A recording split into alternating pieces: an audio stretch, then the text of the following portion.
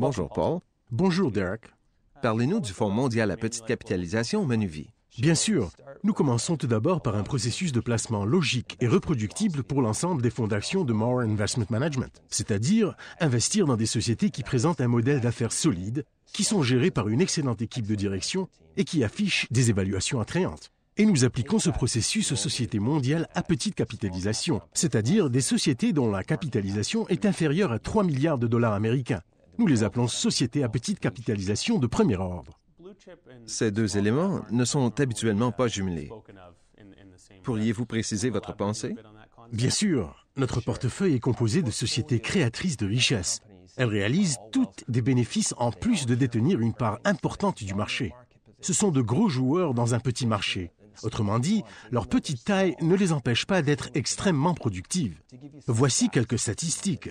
Les titres de notre portefeuille se négocient à un peu plus de 10 fois les bénéfices de 2011. Leur ratio dividende-cours dépasse de près de 2 fois le rendement des obligations du Canada à 10 ans, soit 3,7 %.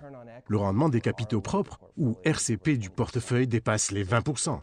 Donc, le portefeuille est plus résistant pendant les périodes difficiles, mais il offre tout de même le potentiel de croissance à long terme, propre aux actions à petite capitalisation.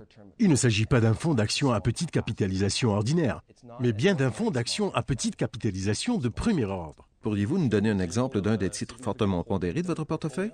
Nous détenons le titre d'une société cotée en Australie, Retail Food Group. On pourrait la comparer à un Tim Hortons australien, car elle possède des franchises de marques de services rapides. Elle regroupe 5 ou 6 marques, dont Donut King, établies dans des centres commerciaux de toute l'Australie. Son modèle d'affaires prévoit la perception d'une redevance moyenne de 7 % sur le produit réalisé par les franchisés. Il s'agit là d'un excellent modèle d'affaires, puisque les franchisés se trouvent à financer les projets de croissance de la société. Ainsi, le capital requis pour toute expansion proviendra des franchisés. En conséquence, grâce à ce capital excédentaire, Retail Food Group peut verser de plus généreux dividendes tout en poursuivant sa croissance. Le ratio dividende-cours de Retail Food Group s'élève à près de 6 %. Ce titre se négocie à 9 fois son bénéfice et dégage un rendement des capitaux propres d'environ 18 %. Voilà un exemple d'une société à petite capitalisation de premier ordre. Vous êtes aussi le gestionnaire du Fonds équilibré d'action mondiale à petite capitalisation Menu Vie qui a été lancé au mois d'août 2011. En quoi se démarque-t-il du Fonds mondial à petite capitalisation Menu Vie?